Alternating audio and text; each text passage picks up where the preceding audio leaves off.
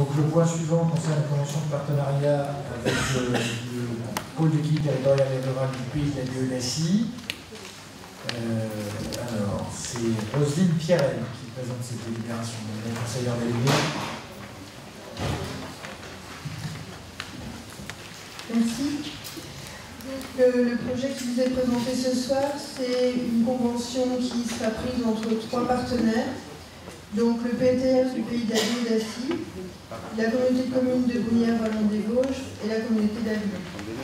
Donc le PETR s'est engagé dans un contrat de transition écologique en 2019 et il souhaite entamer une démarche de projet alimentaire territorial, un PAT.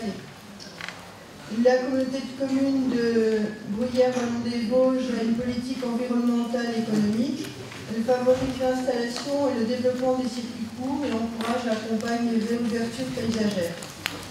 Et nous, communauté de communes d'Avignon et Saint-Denis-des-Vosges, nous avons initié une démarche de projet territorial de coopération économique sur le thème du bien vivre. Je vous l'ai présenté il y a quelque temps.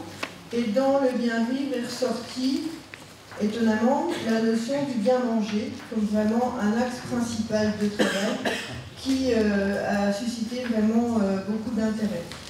Donc nous avons souhaité, ces 3 structures, collaborer sur l'établissement d'un diagnostic commun qui portera sur la connaissance du potentiel de production agricole, sur les pratiques actuelles en approvisionnement des restaurations collectives et les disponibilités du foncier communal à destination agricole. Donc sur votre document, vous avez le plan de financement qui a été élaboré pour ce travail.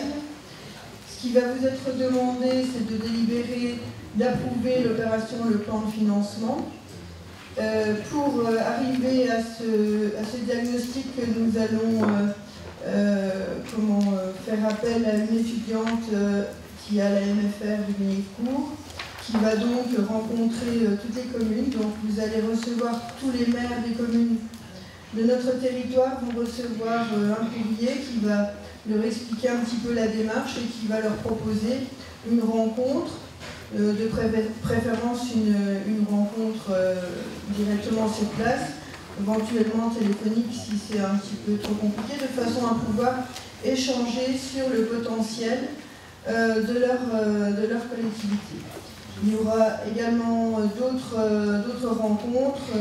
On compte recenser le foncier agricole communal et intercommunal, les regroupements pédagogiques, à propos des modes de restauration collective, public, privé, les quantifications approvisionnement, la politique des circuits courts. On compte essayer d'avoir une remontée des besoins, éventuellement rencontrer d'autres partenaires qui ne sont pas identifiés pour l'instant, recenser les productions locales, les modes de commercialisation et élaborer des propositions, des pistes d'action pour ce PAT. Voilà. Je ne sais pas s'il y a des questions.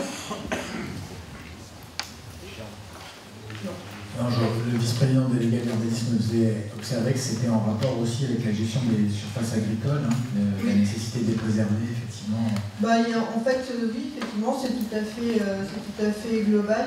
Ce diagnostic pourra servir à d'autres fins dans tout ce qui est environnement, évidemment le premier but étant économique. Et je vous l'ai dit, ce qui semble vraiment emporter l'adhésion de la population, pas seulement des élus, c'est le bien manger. Il y a manifestement une opportunité à saisir actuellement.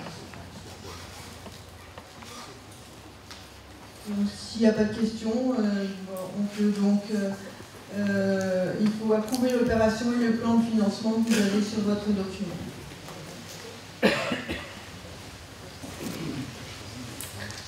Très bien. S'il n'y a pas de questions, on peut donc passer au vote. Qui est contre? Qui s'abstient? C'est donc adopté à l'unanimité. Merci beaucoup.